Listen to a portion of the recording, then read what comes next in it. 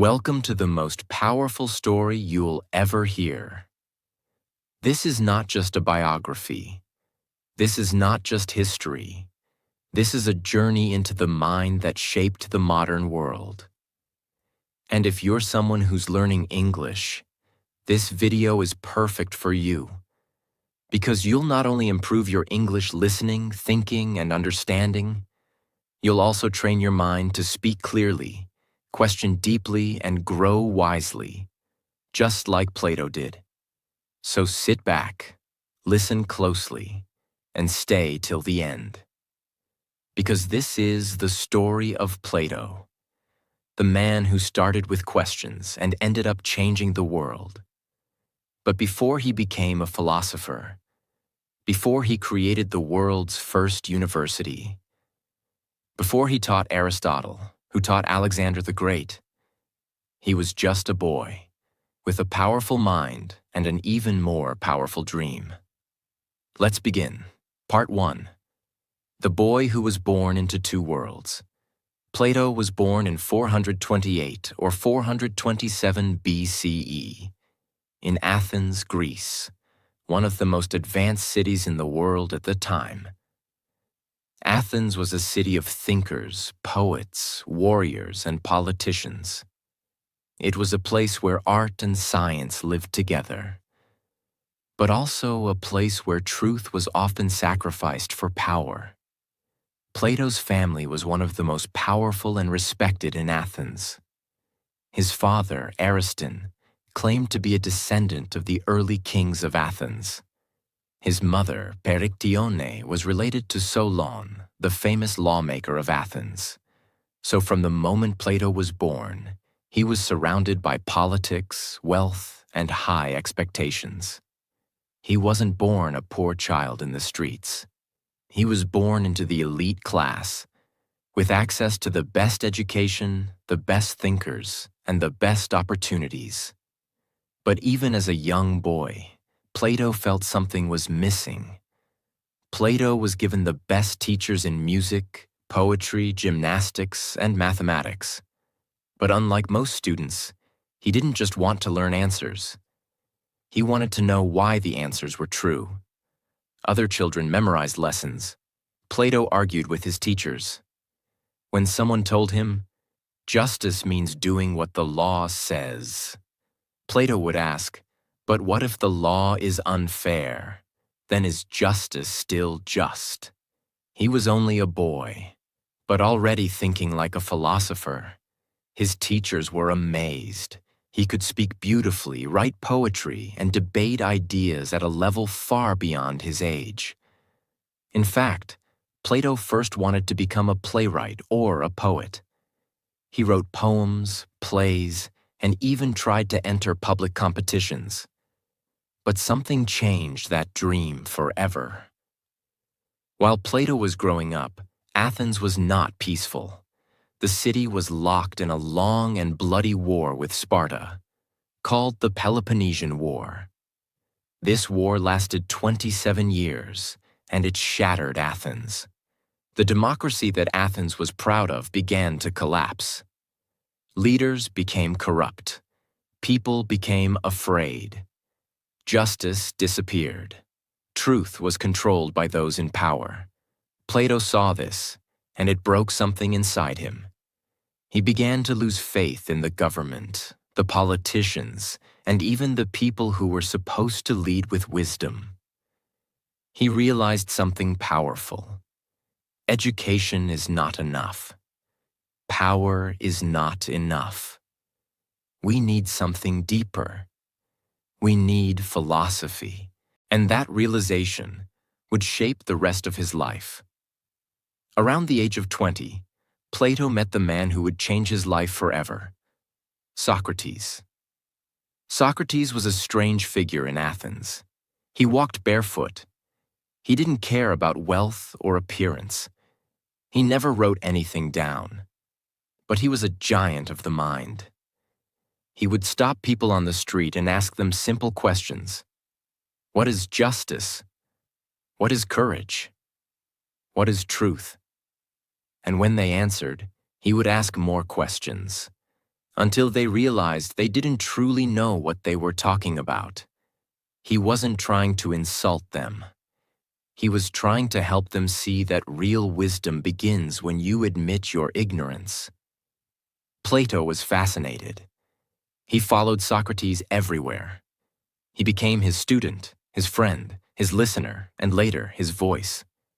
He saw Socrates not as a man, but as a mission to wake people up, to think for themselves. After meeting Socrates, Plato gave up poetry. He burned his early poems, saying, "Socrates is the only man who ever made me feel ashamed of my ignorance." He stopped chasing fame. He stopped chasing power. He began chasing truth. And this is when the world began to change, not because of an army or a king, but because of a young man who dared to question everything. After Plato gave up his poetry and dreams of becoming a great playwright, he became something much more powerful. A student of truth. He spent every day with Socrates, not in classrooms, not in temples, but in the streets.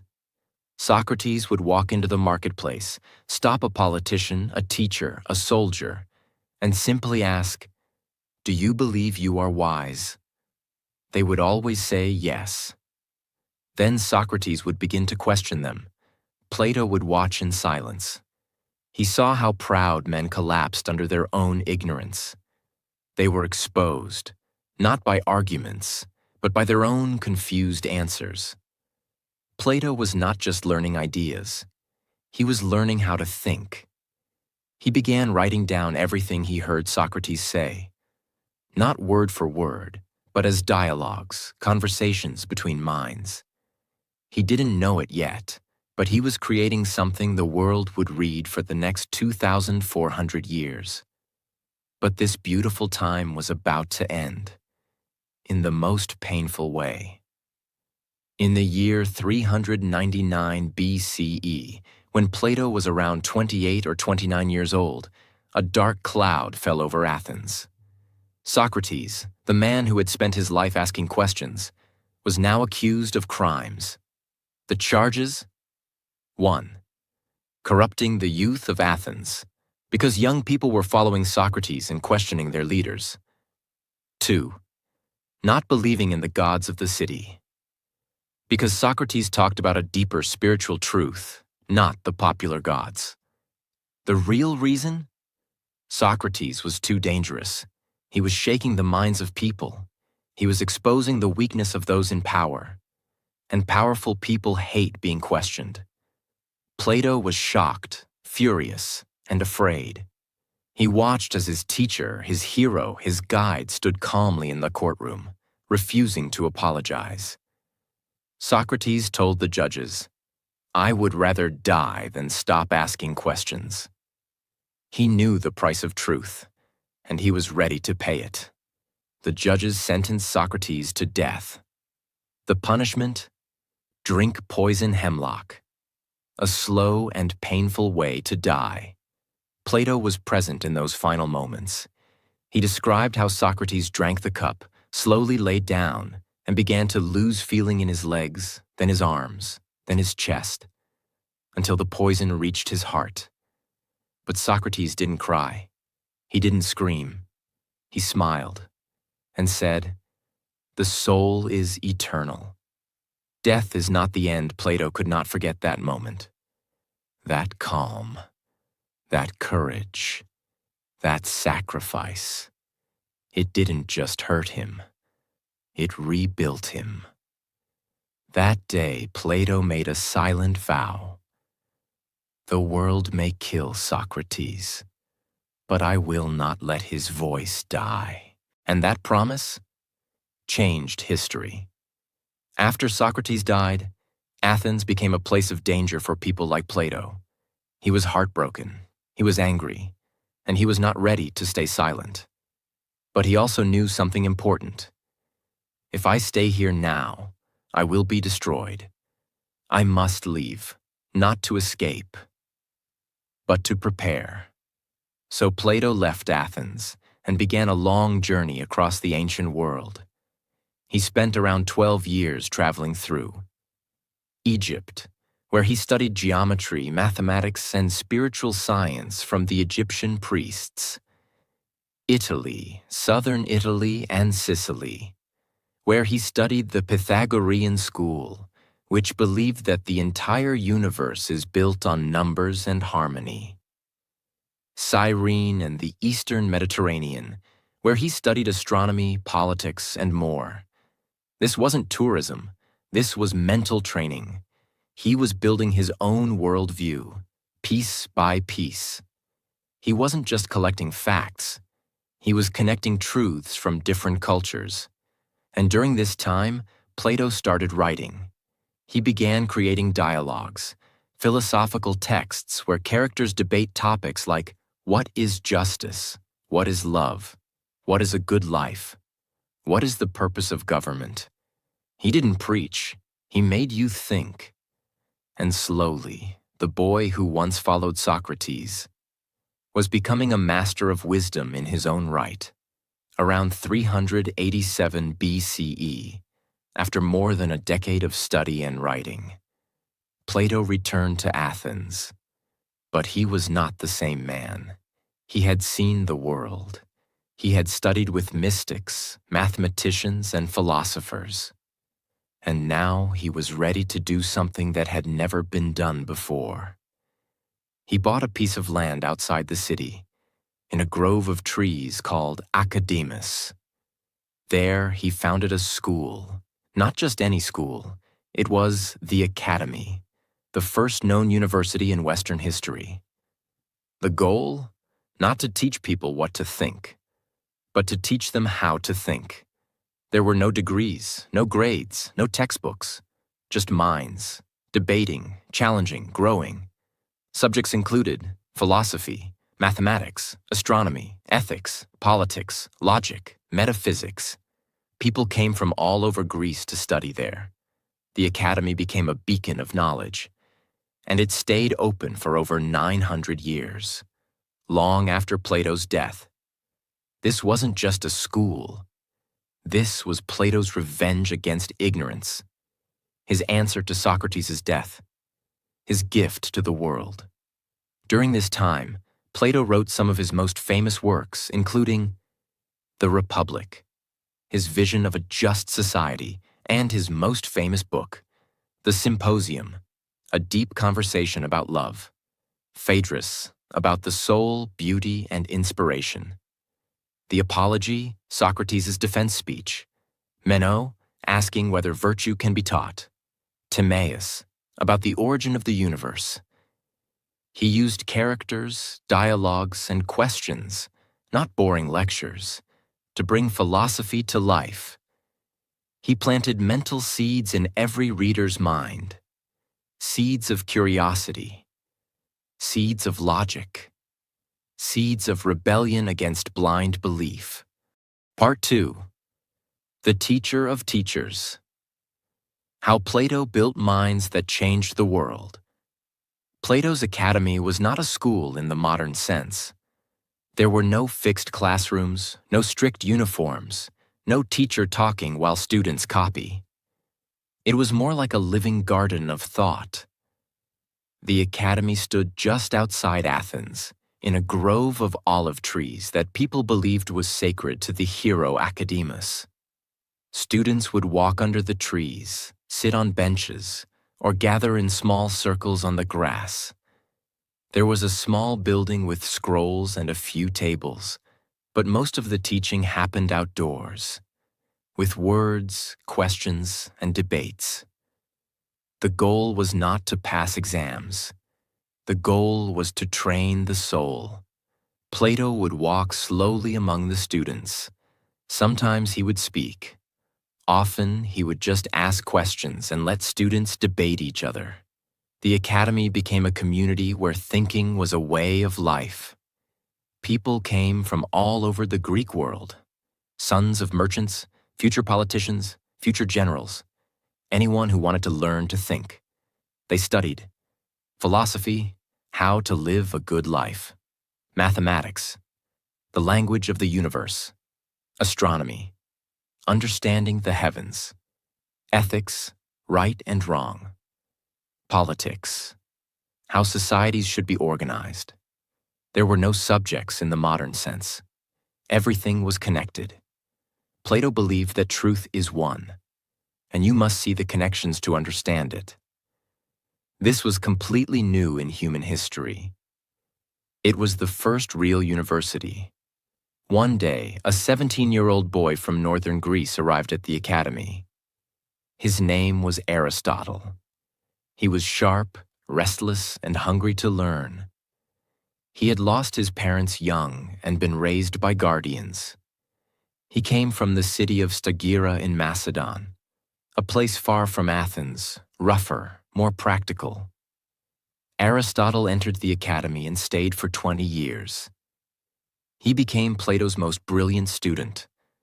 Plato saw something extraordinary in him. Aristotle absorbed everything: ethics, logic, mathematics, biology, politics. He was constantly questioning, taking notes, creating ideas of his own. The academy became a forge, and Aristotle was one of its finest creations. Later, Aristotle would go on to teach Alexander the Great, who would conquer half the known world. In this way, Plato's academy indirectly shaped not just minds, but empires. While he was teaching, Plato continued to write. Each work was like a new door into the mind. He used the dialogue form, making ideas feel like living conversations. Some of the key works he wrote during or after founding the academy: The Republic, his vision of the ideal state. Plato describes a society ruled by philosopher kings, leaders who love wisdom more than power. He introduces the famous allegory of the cave, a story about prisoners who only see shadows on a wall and must break free to see reality. The Symposium, a lively dinner party conversation about love, where different speakers give speeches about what love really is. Phaedrus, on the soul, beauty, and inspiration. Gorgias, on rhetoric and the dangers of manipulation. Laws, his last and longest dialogue, laying out a practical legal system for a city. These weren't dry texts. They were written like plays, full of characters, stories, and memorable lines. Even today, people quote Plato without realizing it. Every dialogue was also an act of preservation. Plato was making sure Socrates' spirit lived on. Socrates appears as a character in most of the dialogues, continuing to ask questions, continuing to challenge the reader. Although Plato loved teaching, he also wanted to apply his ideas to real governments. He believed that philosophers could help shape just rulers and just cities. He made several trips to Sicily, to the city of Syracuse, where the young ruler Dionysius II was in power. Plato's friend Dion believed they could educate Dionysius into becoming a philosopher king. Plato traveled there hoping to guide the young ruler. But reality was not so simple. The court of Syracuse was full of intrigue, jealousy, and danger. Dionysius was not ready for deep philosophy. Court officials whispered against Plato. Dion fell out of favor and was exiled. Plato himself was accused of plotting and at one point was even held as a kind of prisoner. He was eventually allowed to leave, but the experience left a mark on him. It showed how difficult it was to bring philosophy into real politics. Yet Plato did not give up his dream of a just society. He returned to Athens and poured his energy back into teaching and writing. During these years, Plato developed his most famous philosophical theory, the theory of forms. He argued that everything we see in the physical world, trees, chairs, people, is only a shadow or a copy of a perfect form or idea that exists beyond the senses. Just like in the allegory of the cave, most people see only shadows. The philosopher turns around and sees the light, the true reality. This idea influenced not just philosophy, but religion, art, and science for centuries. It taught people to look beyond appearances, to search for deeper principles. Plato also explored the nature of the soul, justice, education, and leadership. He believed education was the process of turning the soul, helping people face the light instead of the shadows. By this time, the academy was famous. Students came from across Greece and beyond. Many went on to become teachers, lawmakers, and advisors. Through them, Plato's ideas spread to cities, kingdoms, and later, entire civilizations. Even though Plato had failed to create a philosopher king in Syracuse, he succeeded in something much greater, creating generations of philosopher citizens. The academy itself lasted for centuries, surviving wars and changing rulers. It became a model for future schools, including those of the Romans and later the great universities of Europe. As the years passed, Plato became more than a teacher. He became a symbol, a living legend in Athens.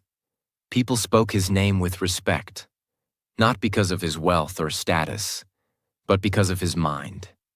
He walked slowly now. His beard had grown white. His voice was softer. But when he entered a debate or opened his mouth to speak, the entire academy listened. He was no longer just explaining Socrates. He was now building his own identity as a philosopher. And though age was catching up, Plato wasn't slowing down. He was becoming bolder, deeper, and more determined. He knew time was limited, and he still had one final mission left. Many people think Plato's most important work is The Republic, where he outlines his vision for a just society ruled by philosopher kings. But in his later years, he began writing something even more ambitious. A work so massive, so detailed, that it took him years to complete. A work called The Laws. Unlike The Republic, which was more idealistic, The Laws was practical. It was Plato's blueprint for a real city, with real laws, real systems, real education, and real rules for daily life. He knew now that ideas alone couldn't change the world. They had to be applied. In this book, he discussed what kind of education children should receive, how marriage and families should work, what laws should exist to stop corruption, how music and art should be used to build character, what kind of punishment and rewards can shape moral citizens. This wasn't theory. This was a real model for real civilization. It was clear. Plato was not running from politics anymore. He was facing it with the sharpest weapon he had, his mind. And he worked on the laws until the very end of his life. While Plato was writing, another story was developing. A quiet, philosophical storm. Aristotle, his brightest student, was no longer just a student. He was beginning to question Plato's teachings. Aristotle believed that Plato's theory of forms, the idea that perfect forms exist beyond this world, was too mystical, too abstract. Aristotle wanted to study what we can observe, what we can see and measure. He focused more on logic, biology, science, and classification. And while Plato believed that philosophers should stay separate from power, Aristotle believed philosophy could serve power and shape rulers directly. This created a philosophical split. Plato never attacked Aristotle publicly. He still respected him deeply. But the division was clear, and it shaped Western thought for centuries. Two visions. Plato, the dreamer of eternal truths. Aristotle, the organizer of practical reality. And yet, Both were necessary, both were brilliant, and both were born in the same garden of thought, the Academy. In the years after Plato had finished teaching Aristotle, something unexpected happened. Aristotle was invited by King Philip II of Macedon to become the tutor of his son, a young boy named Alexander. Yes, Alexander the Great. Through Aristotle, Plato's ideas entered the mind of a king, a boy who would go on to conquer Egypt, Persia, and reach India. This is what made Plato different. He didn't just write books. He didn't just teach students. He created a chain reaction of minds. Socrates inspired Plato. Plato trained Aristotle. Aristotle shaped Alexander the Great. Alexander spread Greek ideas, culture, and philosophy across 3 continents. Even though Plato never ruled a city, never commanded an army, never wore a crown, his thoughts traveled further than any soldier could march. As Plato entered his late 70s and early 80s, he spent more time in quiet reflection. But he never stopped teaching. He would still sit in the shade of olive trees, listening to young students debate ideas, smiling when they asked the same questions he once asked Socrates. He was no longer trying to prove anything. He was simply guiding, like a lighthouse guiding ships to shore. People would visit from distant lands just to hear his voice or touch his hand. For them, Plato was not just a man. He was a mind made human. His body was old, but his mind was sharp. He continued working on the laws until the very end. Some say he was writing the book on his deathbed, surrounded by scrolls and candlelight. Plato died around the year 347 BCE, likely at the age of 80 or 81. The exact moment of his death is not recorded in great detail. There were no grand ceremonies, no royal funerals. He passed away quietly, in Athens, the city where he was born. But in truth, Plato did not die, because Plato was not just a body. Plato was an idea that truth matters, even if it costs your life. That thinking deeply is more powerful than speaking loudly. That education is the highest form of justice. And that a mind trained to think is more dangerous than any army. Part 3. The Resurrection of a Mind. How Plato's words were lost, hunted, and reborn. Across time, he left behind questions. He left behind conversations. He left behind a school that trained people to think freely. And this is how his ideas began to live a secret second life, long after his body returned to the earth. After Plato's death, his nephew Speusippus took over the academy. He continued the mission, teaching philosophy, mathematics, ethics, and politics. The academy remained a sacred space where no weapons were allowed and where truth mattered more than power. And generation after generation, brilliant minds kept walking through its gates. Over the centuries, Plato's academy survived the rise and fall of governments, the burning of cities, and the changing of rulers. But something even more powerful was about to happen. Plato's ideas were going to leave Greece and begin their long, dangerous journey across the world. As the Roman Empire rose in power, it absorbed many parts of Greek culture, including art, architecture, literature, and philosophy. But Romans were more practical than philosophical. They built roads, aqueducts, and armies.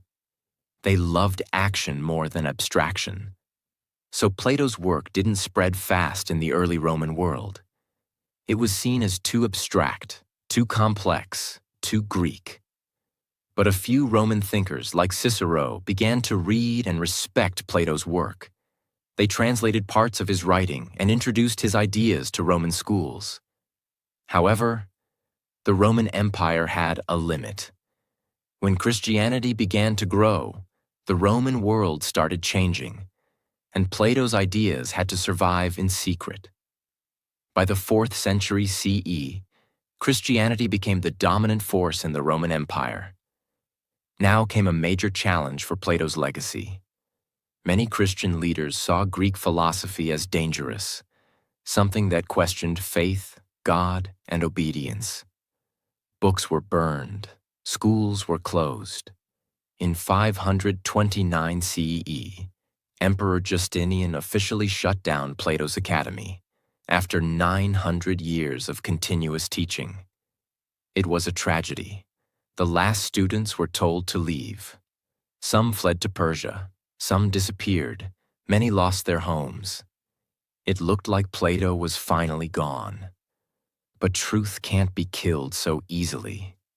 In fact, something surprising was happening behind the scenes. Even though Plato's academy was destroyed, many of his dialogues had already been copied by hand. These scrolls, delicate, written in ink on parchment or papyrus, were carried by monks, hidden in monasteries, preserved in dark libraries, or even buried underground. Some copies were taken to Byzantium, modern-day Istanbul.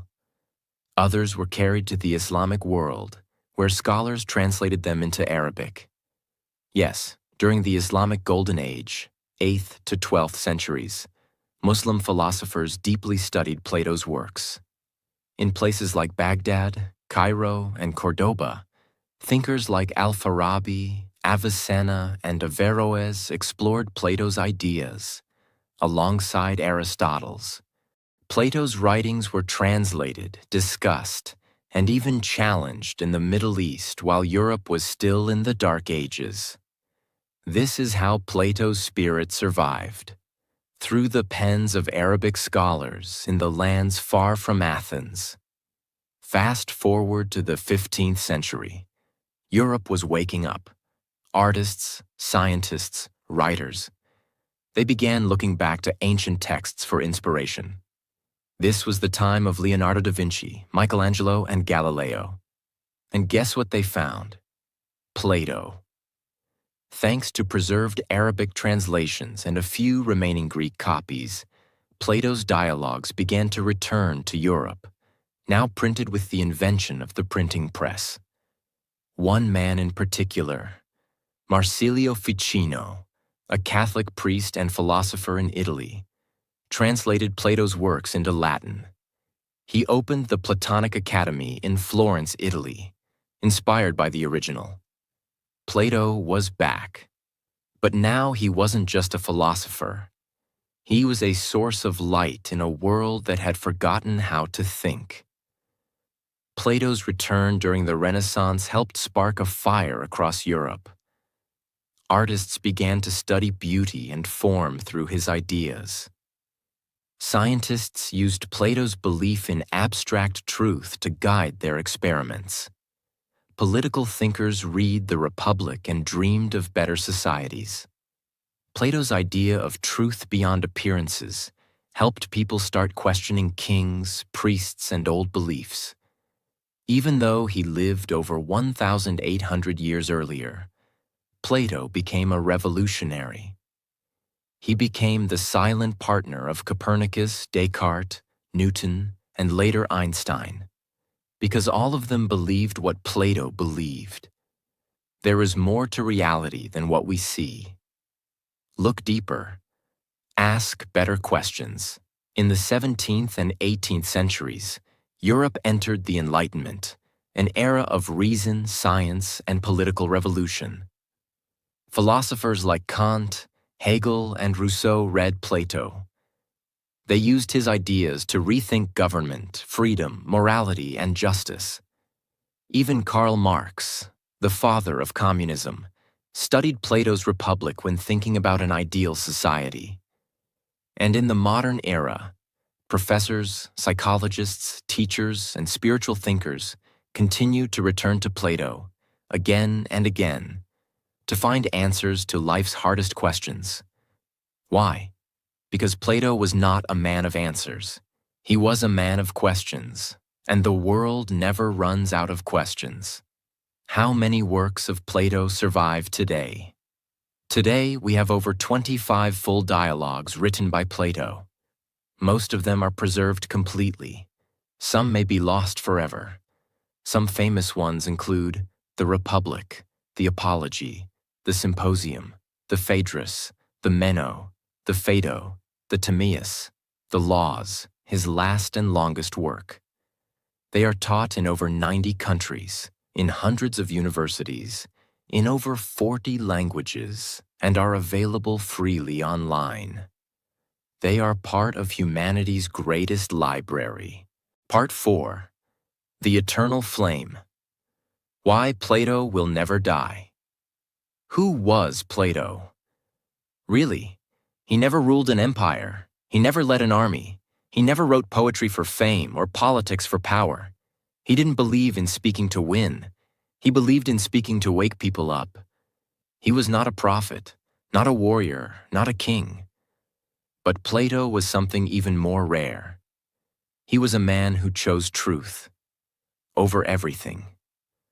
From the moment he met Socrates, he gave up comfort for questions. He gave up applause for silence. He gave up luxury for logic. He gave up being somebody to understand everything. He was a mind on fire, and that fire still burns. Let's explore why. In the last years of his life, Plato wrote not just about cities and governments, but about the soul. He believed something that shocked many in his time, that the soul is eternal, that death is not the end, that our bodies are just temporary vehicles, that true knowledge comes from remembering what the soul already knows. This was revolutionary. Most people at the time saw death as the end. Plato saw it as a return, a coming home. In the Phaedo, he describes Socrates' final moments. And through Socrates, Plato gives us this truth. The soul is like a bird trapped in a cage. Death is not loss. It is freedom.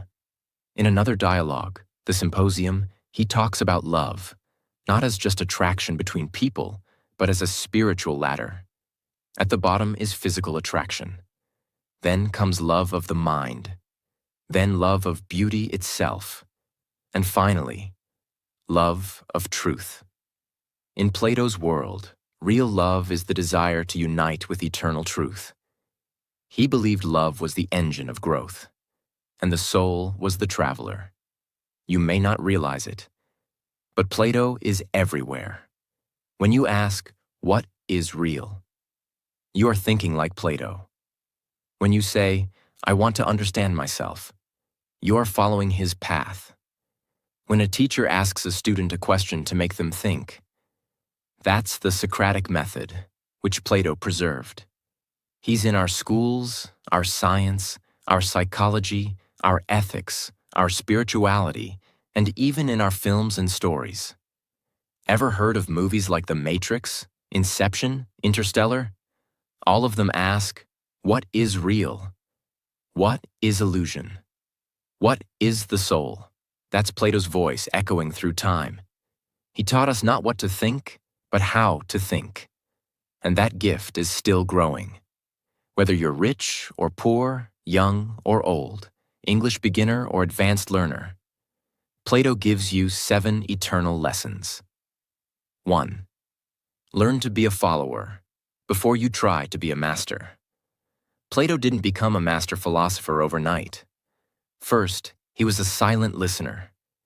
He sat at Socrates' feet. He watched, listened, and absorbed. For years. He didn't interrupt. He didn't pretend to be smart. He followed with humility. And only after mastering how to follow did he build the academy, write the Republic, and become one of the greatest minds in history. Lesson? Don't rush to lead. Learn, observe, absorb. And when the time is right, you won't need to shout. Your wisdom will speak for itself. 2. Be content with the title. but obsessed with the work. Plato was never obsessed with fame or recognition. He never tried to be a celebrity. He never even gave himself the title philosopher. Others called him that because of the work he did. He taught daily, he wrote, he questioned, but he didn't chase applause. Lesson: be happy with a simple title. Student, writer, teacher, creator. What matters is what you do, not what people call you. 3. Be the charge of your own happiness. Plato believed the soul must be trained. He taught that true happiness doesn't come from the outside. It comes from inner balance. He said, "The man who makes everything that leads to happiness depend upon himself has adopted the very best plan for living happily." In today's world, we blame people, jobs, money, or society. Plato tells us, stop blaming. Your soul has power. Your happiness is your charge, your responsibility. 4. Work hard to accomplish great things. Plato spent decades writing, teaching, questioning, and building the academy. He didn't rely on shortcuts. He believed that the soul grows only through discipline and effort. He said, "Excellence is not a gift, but a skill that takes practice. We do not act rightly because we are excellent. We become excellent by acting rightly. So don't wait to feel ready. Start acting. Start practicing. Start doing." Hard work isn't optional. It's the path. 5. Contribute to society as much as you can. Plato believed we are all part of a bigger system, a city, a society, a community. He said that a just man is not just good alone. He must be good for others. In the Republic, every person in the city has a role. No role is more or less important, but every role must be done with excellence. Lesson: help your society rise. Don't just live, contribute. Your skills, your voice, your values, they matter. 6. Get involved in politics, or be ruled by the wrong people. One of Plato's most famous warnings. The price good men pay for not getting involved in politics is to be governed by worse men. He didn't mean everyone should become a politician. He meant, don't be silent. Don't be passive. Learn what's happening. Speak with reason. Vote with care. Be aware. If good people disappear from decisions, bad people will take their place. 7. Democracy can be dangerous if minds are not trained. Plato experienced the death of Socrates, who was killed by a democratic vote. Ordinary citizens, without deep thought, voted for fear and emotion, and ended the life of the wisest man in Athens. That's why Plato warned, democracy without education becomes chaos. He believed in wisdom-led leadership, not popularity contests. He wanted a world where philosophers rule, not just the loudest voice. Lesson: freedom is powerful, but without knowledge, it becomes a weapon against itself. That's why Plato created the academy, to train minds before giving them power. If these lessons made you think deeply, if this story opened your heart, if it helped you think differently, if it made your English better, your life better, or your mind calmer, then this is your place. Subscribe now, because this channel is not just about English. It's about truth. It's about meaning. It's about becoming something more. And just like Plato taught, don't follow the noise, follow the light. Stay curious, stay strong, and remember, your soul is powerful. See you in the next video.